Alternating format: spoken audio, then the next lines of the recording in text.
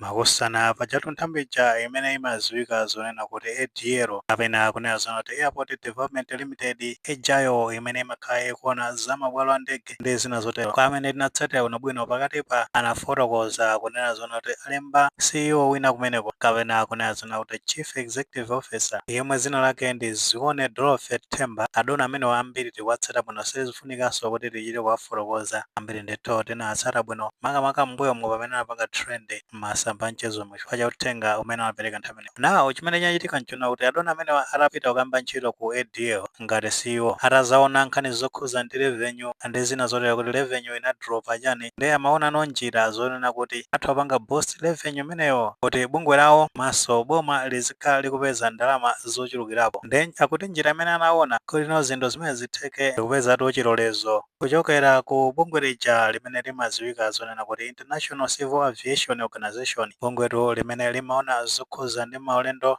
a ndege ndi zina zotero kamabwalo a ndege pa dziko lonse lapansi. Ndi akuti amafuna kuti bungwe limene lili litapanga certify kuti mabwalo a dziko la Malawi a ndege amenewa omwetu ndi Kamuzu International Airport komanso Vakile Muluzi International Airport ijakale imadziwika zonena kuti Chileka International Airport kuti atalola mabwalo amenewa kuti kuzitha kumafika ndege za maiko ena ngati zochokera ku Ulaya uku zitha ndithu kumafika kumabwalo amenewa kubweresatu alendo komanso kutenga anthu kumapitisa kumaiko amenewa. Mwina ndege ngati za Qatar Airways kandi British Airways ndi zina zotero kuti zitamafika mabwalo amenewa zitha kuthandizira kuti revenue ikhale ikupezeka yochuluka. Paja ndege za maiko amenewa kamaka ku Ulaya uku sizifika ku Malawi pa zifukwa zonena kuti mabwalo ake amafikira mulingo umene umafunikira kuti ndege zimezi zifika umeneno amavomereza ndi a International Civil Aviation Organization. Paja ena timatsatira ena mwina silitsatira komano ndege za maiko ngati amenewa zinasiya kubwera ku dziko la Malawi kuyambira mu chaka cha 2016 mpaka mufika chama 2017 chama 2016 mu April amenewa ndi pamene kunamveka zona kuti atabwera ma auditors kuzapanga audit mabwalo amenewa anaona zona kuti ndolephera kufikiraro pa mulingo umenewo umene bungwe limene limafuna. Force tikasadiyaso bwinobwino nthawi imeneyo South African Airways inasiyaso kubwera ku Malawi after ndero atadandaula nkhani zokhuza ndi safety chani runways ndi zina zotero kuti sizinali bwino mabwalo a dziko la Malawi ndi anachita kusiya kubweratu ku Malawi zimene zinapanga push nthawi imeneyo government imene aliko kuthamangisa ziwiri zitatu anazapeza ndalama kubwerekatu kandi kujaika kanali donation yokwana to 33 million USD kuti agwire ntchito yokonzakonza mabwalo amenewo ndi tinaona kuti ndege za maiko ngati South Africa ndi ena otero zinayamba kubwera ndithu ku mabwalo amenewa. Pano ndege za ku maiko a Ulaya uko ndi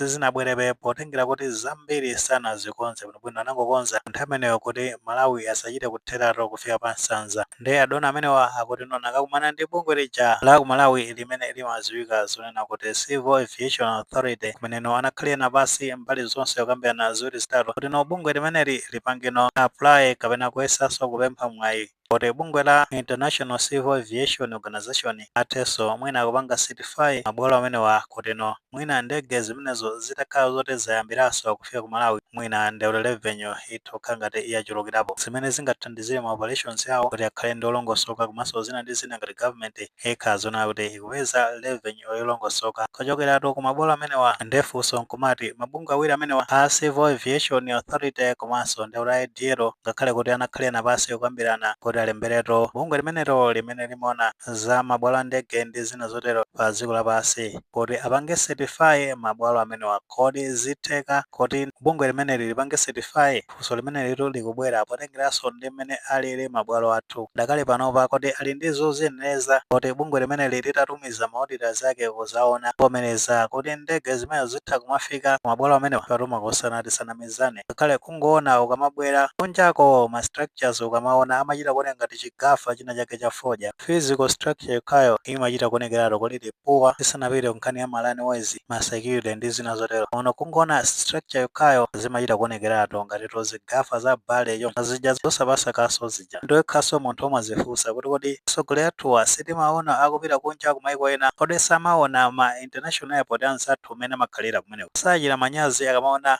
ma structures ali mu airport mwathu patozi ma structures zimene nzakalekale kwambiri zinazo nzoti anazipanga electrically kale kaya yaweresiki mwachisanzo Vakile Muluzi International Airport ija imene kalekale imadziwika zonena kuti Chileka International Airport. Imene jayo ndoti ma structures ake anamangidwa kalekale kwambiri chama 1934. kuchoka pamenepo zima structures zimene timaziona zokha ngati zolongosokako zinamangidwato mu 1940s mpaka kumafika chama 1950s ndimene ankapanga zima structures zimezi. Ndiye mutati muone kuchoka nthawi imeneyo mpaka napadakale panopa zima structures zake ndi zomwezo. Imene inazikha ngati yamangidwako maso panoko ndi kuti inali imeneyi Kamuzu International Airport. Nthawi imeneyonso nayo inamangidwa kalekale khale tiunazo noti ma structures zake bola nikoni. Flight manager inamangidwa ndoti chama 1977 mwakafika Roma 1982 andi Kamuzu ankayisekulira nthawi imeneyo mu 1983 kuti mwinaso ife tisanabadwe nthawi imeneyo panopa ndife akuluakulu ndithu. Structure zake ndomwewo ndoti maulamuliro asintha osati masewera mono azisogolere chidwi choti akonze kumeneko chokha ngati samayenda kuita maiko ena angokuyang'anato mmene kumaonekera muja zosapakasakaso zija. Of course pakati pa tinaona kuti a Jack Muhango anapita ku Kamuzu International Airport mene atazakayendera kumeneko ankazanena zonena kuti ma structures sali bwino zina ndi zina ma runways ma security chani zifunikanso zitagwiridwagwiridwa. Ndi amanena zoti ma airport onse ndikuti no kuyambirato imeneyi Kamuzu International Airport kupitanso pa Kilimanjaro International Airport kufunika ndithu kutagwiridwagwiridwa kumeneko kuti mwina mwake zinthu zikhale zolongosoka. Nthawi imeneyo ankazanena zoti mwina atha kuyesera nomwe panga apply kuti mabwalo amenewa apangidwe certified. Ndi nthawi imeneyo tikatsatira bwinobwino ankanena zona kuti budget yake imene ayike ndalama zoti mwina atha kugwirira mabwalo amenewa ankanena zoti ndi imeneyi ya chaka cha 2026 kafika 2027 financial year. Nthawi imeneyo amanena zoti budget imene ikufunikira kuti akonzere mabwalo amenewa ndi kuti ndi 50 million USD yomwe ikapita kumalawi kwacha ndoti mawerengera kuti ndi 87 billion kuti akonzere runways ma security fence ndi zina zotero. Ndi sitikuziwa zoti zikwaniritsidwa kapena ayi kutengeranso kuti anthuto akhala kubwera kumazalonjeza kuti akonza mabwalo amene. Ndi sitikuziwa zoti akwaniritsa zimenezi komabe tingokhala ndi chikhulupiriro kuti mwina akwaniritsa kutengeranso kuti anthu andale awa ambiri chikhulupiriro mwewo anataya potengeranso kuti amalonjeza zinthu komano kuti azikwaniritse zinthu zimenezo zimapeza kuti akanikanso kukwaniritsa. Ifatu magayi amene ali mboma patakali pano pasi woyamba kulonjeza katsatira bwinobwino magayi apita kongresa aja nawonso analonjeza amene ankanena zoti mabwalo amene ofuna kukonza ziwiri zitatu chani andi ankanena zoti apanga allocate ndalama zokwanato 55 million USD kuti akonzere mabwalo amenewa komano mpaka na nda Januwari kamboma zinthu zimenezo sizinachitike. Ndi tikhala tikuona kuti zikha zikuyenda motani komano atakwaniritsa zitokhala zinthu zabwino kwambiri kuphatikiza pamenepo zima structures zija zofunira ndithu kupanga improve